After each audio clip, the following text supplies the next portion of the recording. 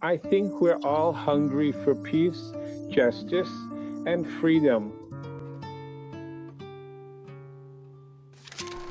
This should be our unwavering commitment. Every day I give it my all, because I don't know where I'll be tomorrow, because nobody knows, nobody can predict that. Don't let your head get filled with smoke, and that you can't see things clearly. Genius doesn't exist. Sure, some people have more neurons, maybe, but if you don't add effort, and more effort, you won't get anywhere. Today, I tell people I haven't heard from him in 6 years. Don't talk to me about rates, because I'm desperate for the foundation to be finished. A great Argentine has left us.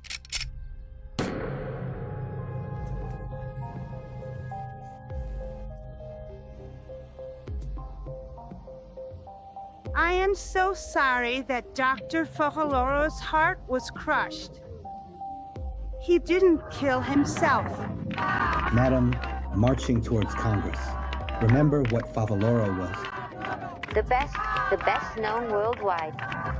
And that they abandoned him like this year, they were the guilty ones. Let them face it. Why had he taken his life? A genius, a little crazy. Perhaps the strongest of the 20th century personalities in Argentina.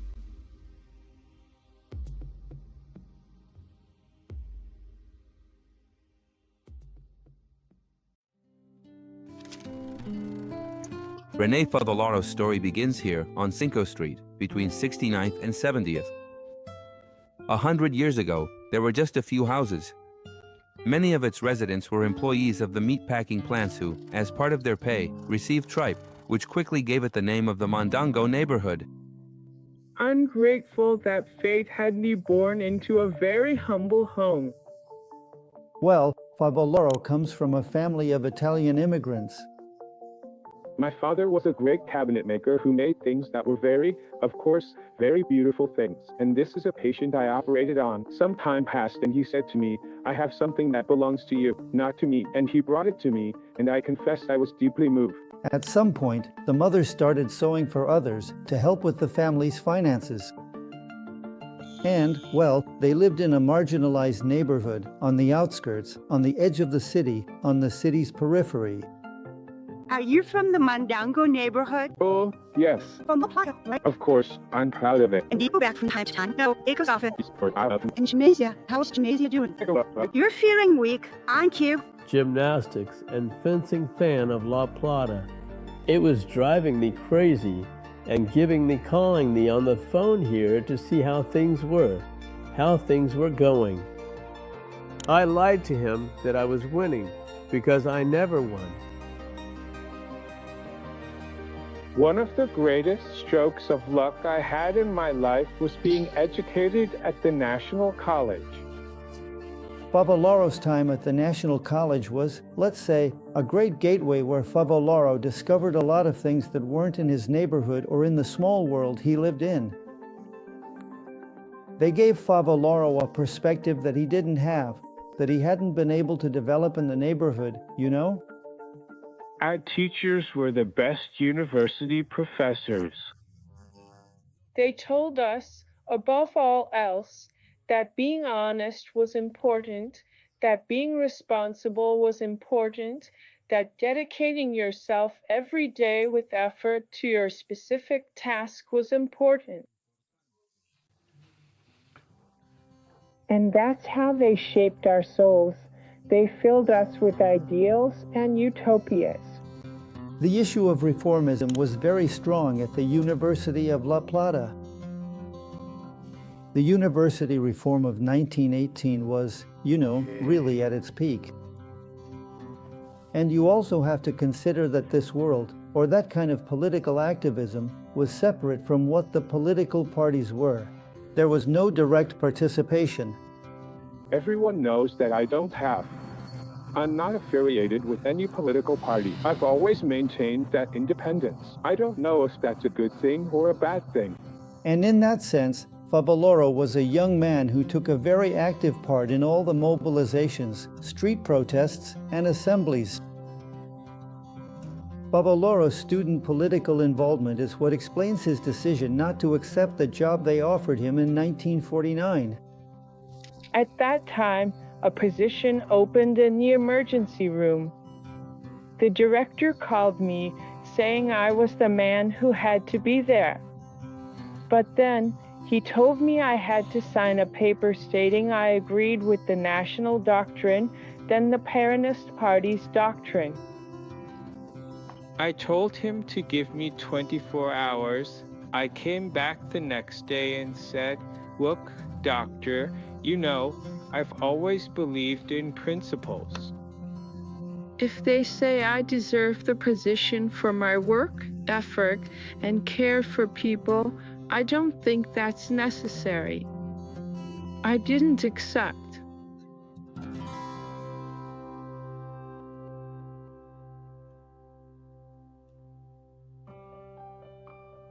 The surgeon lives with Dad. It's his inseparable companion. I walk hand in hand with her. Once, at an academic event in the United States, I was introduced as a good man who is still a rural doctor. I hope that's how people remember me. The Argentinians. I am absolutely convinced that the real Argentina, the true and authentic Argentina, is found predominantly in the interior regions of the country, precisely because that is where all the significant and challenging problems are concentrated and manifest themselves Most clearly. Favaloro always said that he would like to be remembered as a rural doctor, and that those years in Jacinto Oroz were the happiest years of his life. We also have to remember that those were his youth years, right? When I was in Jacinto Oroz, working as a rural doctor, the patients would tell me, "Doctor, you're going to die." And I would say, "Well, what am I supposed to do if I'm going to die?" When I worked morning, afternoon, and night, whenever a doctor wants to feel, I say, "The smell of the shacks, the smell of the shacks, that mix of grime and smoke, I still carry it, in my soul." So you have to get used to it. Get in there and do that primary care medicine, which, I insist, isn't that hard. You don't need anthropologists or anything. You just need to get in there and use things from each place so people learn to. While he was in the Pampas, he would come to La Plata or go to Buenos Aires to specialize, to be close to the latest developments in science and medicine. And while he was watching, he even began to glimpse that the issue of cardiac surgery, which up until then wasn't being done in the 50s, was almost like something out of science fiction. He was telling me, well, about his years as a rural doctor in La Pampa, and then from there he decided to go to the United States. Yes. It wasn't a decision made overnight. You know, we took our time with it. We let it mature. He got interested in that subject, started reading about it, and began seeking advice from older doctors to see where he could learn about it. And well, his mentor, Professor Mainetti, told him that it was in Cleveland, at the Cleveland Foundation, where the cutting edge of all that movement, let's say, of cardiac surgeries was happening. So, he became determined that he wanted to go to that place. In 1962, Favaloro settled in Cleveland, where he joined the surgical team in collaboration with local doctors. I left for 2 or 3 years. When I finished the 3 years of training, I stayed until 1971, but I was always coming back. I never became an American citizen. I should have left. At first, things didn't go so well for him. It was hard. He didn't know the language very well, but with a lot of sacrifice, a lot of determination, and I think also a lot of humility, he gradually built a circle of friends, of people who cared about him, and he started studying and, he realized that there was a way. to perform that operation that was being experimented with at the time that could be effective. And well, that was his great discovery, if you want to call it that.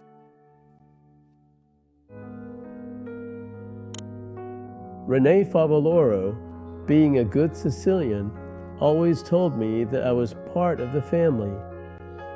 I never had any doubts, but I knew that from then on I would only belong to his chosen family.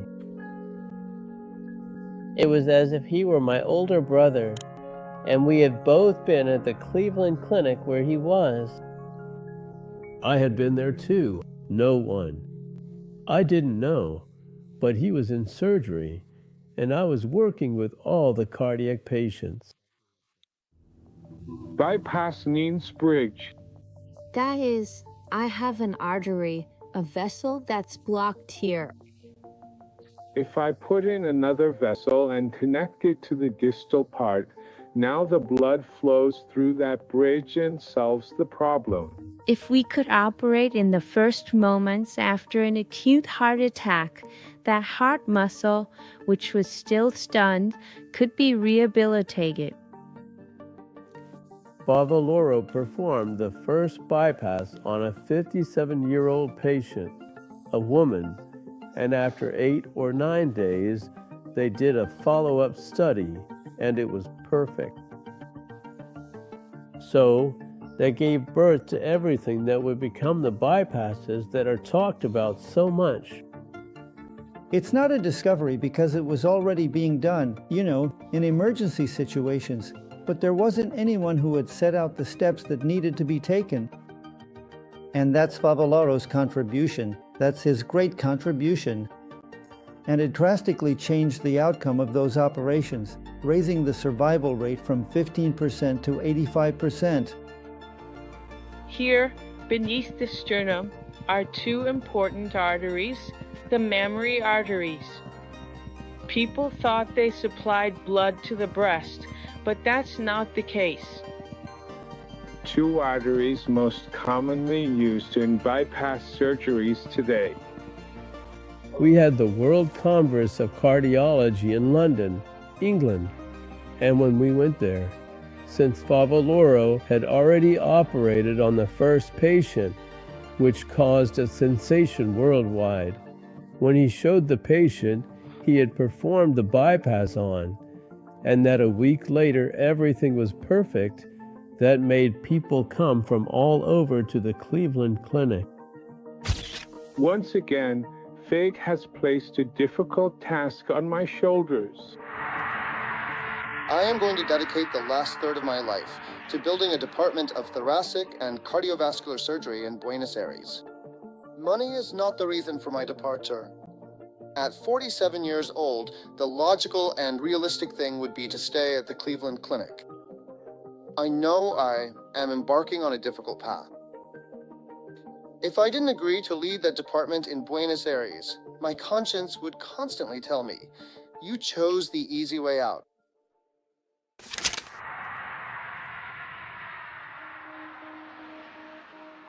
With De La Fuente, they managed to convince the authorities at Guines Sanatorium that there was a possibility to develop the whole field of cardiac surgery. When my father arrived at Guines, there was nothing. They came from North America, and here we lacked everything. The bypass also emerged from Guines. It had been around for a couple years in Cleveland, but at Guines it really took off. Doctors from around the world came. At one of the most important healthcare centers in the country and in Latin America, Christian Barnard discusses cardiovascular surgery with Dr. René Favaloro. Dr. Barnard had expressed to the Argentine doctor his interest in witnessing a surgical procedure in his specialty. After touring the cardiovascular surgery department at Sanatorio Guines, led by Dr. Favaloro, Barnard said that this department has equipment on par with the best in the world and a medical staff with international scientific expertise. And they traveled all over the world to treat people who were very, very important and also very, very humble. and it was quite a mix because it was a private hospital. Most of our patients came to us through Social Security programs. The clinic had contracts with the most important ones at the time. Even though the directors claimed there were no kickbacks, I knew that there actually were. From time to time, at the director's request, I would greet the union leaders of the moment who thanked us for our work. That was our only contact.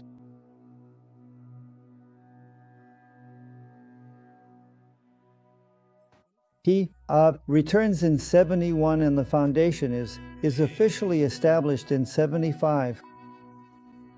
Now, the development of the spaces and the construction of the Institute and other buildings, as well as the equipment and so on, yes, that took almost until the early 1990s. Today, I'll be modest and tell people that for 6 years I haven't. Don't talk to me about rates, because I'm desperate for that foundation to be finished. We had inaugurated the foundation together, since I had been the number 2, but in the end I stayed at Gimes. After 20 years, Favaloro leaves the Gimes Hospital to dedicate himself fully to his foundation, which already had its own buildings. I wrote the 10 points. I told her, ma'am, whoever wants to work here has to comply with this.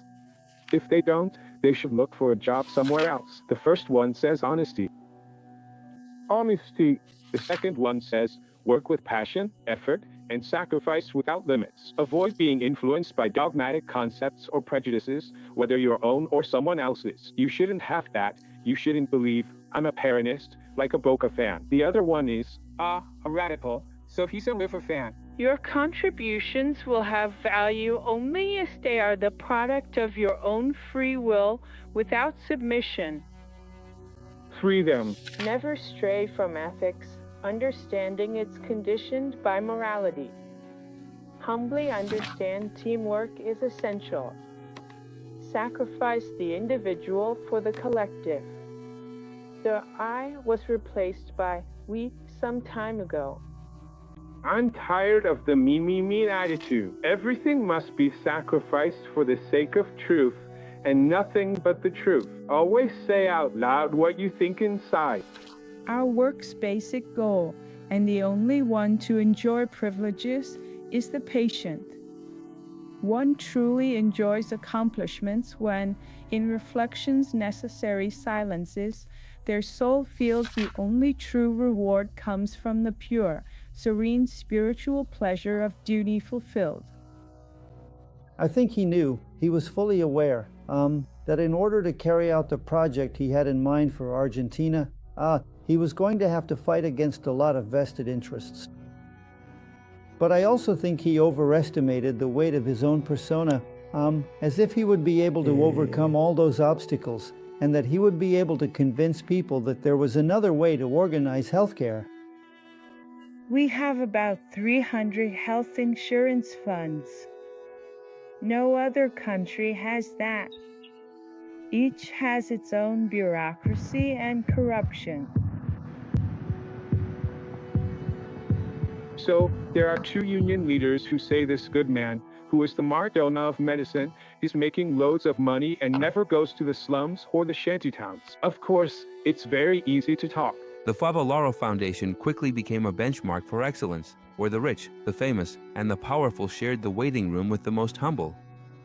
So when people say I'm the doctor of the rich, I never was. I always operated on everyone the same way. When I go into the operating room, I don't know who the patient is. To me, they're all Jose Perez. And for us, both him and me, we always said that you don't charge poor people.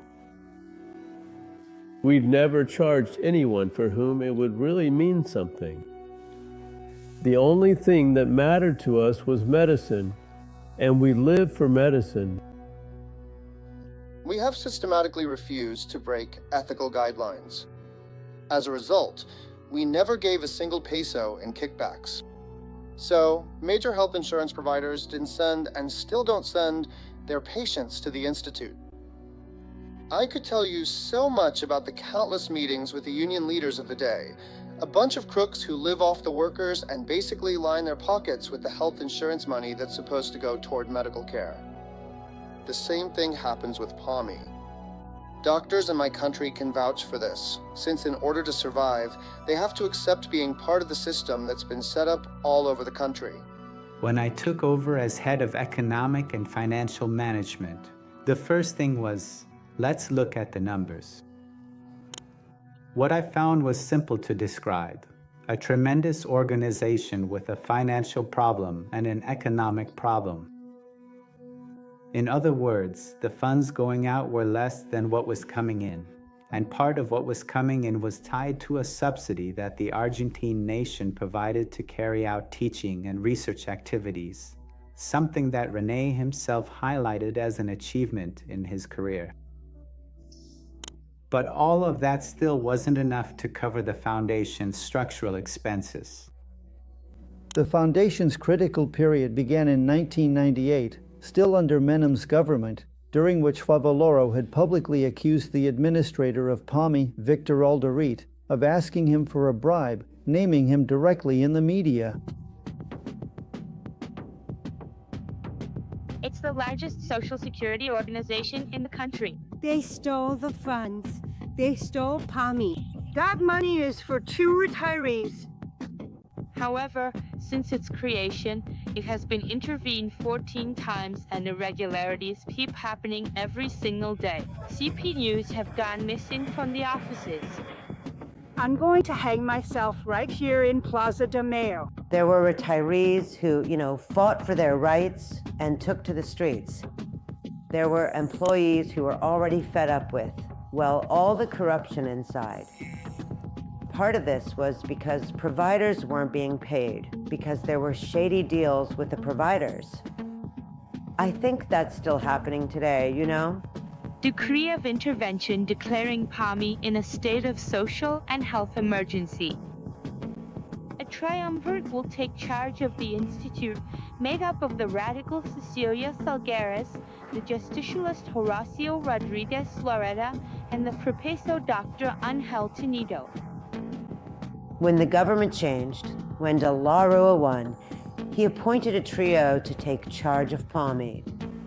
He appoints representatives from 3 different political parties as a way of signaling, okay, we're really going to clean this up, and we're going to keep each other in check among the political forces so that the issue of corruption in PAMI doesn't keep getting worse.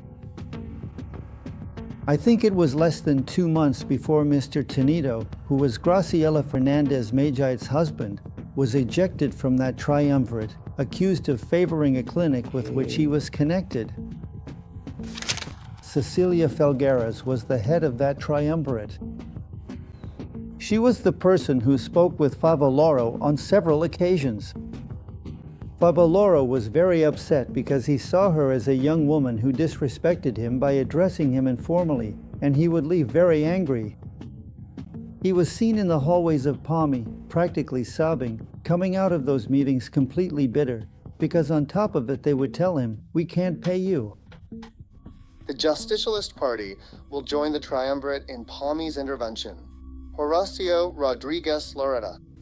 In the final moments, the last months, when Favaloro later takes his own life, Rodriguez Loretta is left alone as.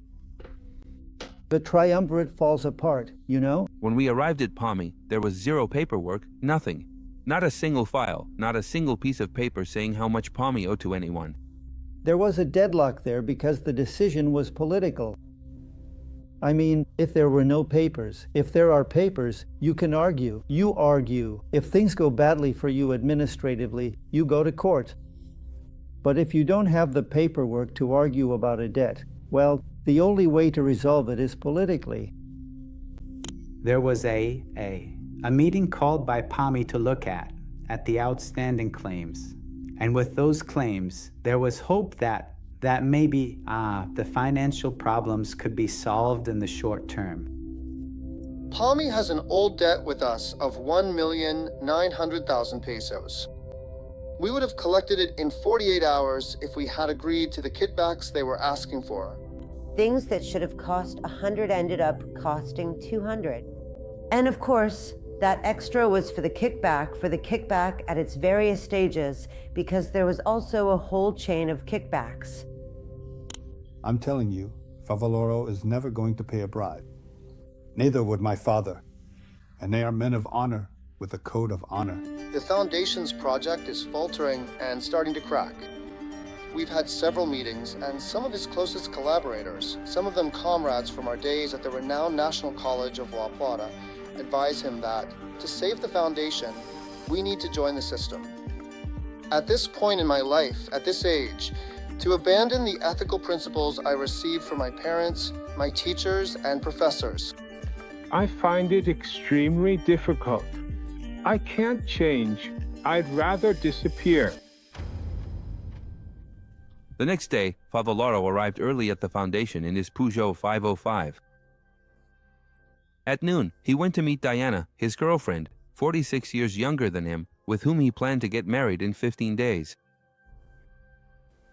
After lunch, Diana left, and that was the last time she saw him alive. Favaloro took a shower, shaved, and left out in plain sight the letters he had prepared to explain his decision.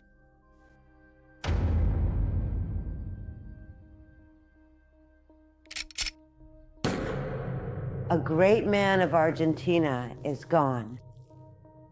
So soon. Honestly, no one could believe it. No, I didn't want to believe it. I remember that. I remember the red banner on Chronica, and people just stared at it, trying to understand why someone like Favaloro would take his own life. And then Amalia Coronado, who is his Luis's secretary, calls him. And it was my father's birthday, actually. He thought she was calling about his birthday. And when she told him the news, well, I can imagine the shock. Favaloro killed himself.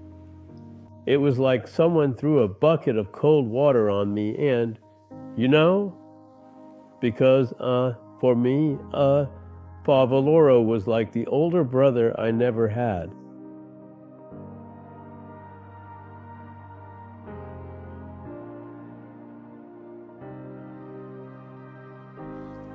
But, he was, a man. You couldn't find anyone kinder. I remember we said, well, what's the legacy? And he said, my legacy is that I am a good person. He didn't say a good person, he told me. I am a good person. He told me, I am human and I am good. And in that simplicity, I think that's where it all comes together, right? The dreamer and the doer, you know, because it's a story about overcoming. Because he arrived in the United States at a late age, he had to start over from scratch and came back with a dream.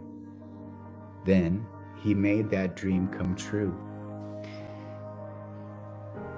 That's what stays with me. For me, the most important word to define Favaloro was visionary. Today we have a surprise for you, Doctor. Since it's Doctor's Day, we're going to introduce a group of men and women who, knowing you were coming, wanted to greet you. He doesn't know a thing about this. We had him here, basically held captive in the studio. That's crazy. They're all heart transplant recipients, people who are alive because of you, Doctor. Mr. Juan Aguilar, heart transplant recipient in 1994. Mr. Isidoro Alvarez in 96. Very good person. A very good man. He took all the poor people. Everyone came to talk to him. They wanted to operate on him. He told them, no, I don't have any money. Julian DeChano in 89. Fabio Frini in 94. Justice and freedom, Siamese twins condemned to live apart, will once again be joined together, close together, back to back. I ask that we all continue dreaming,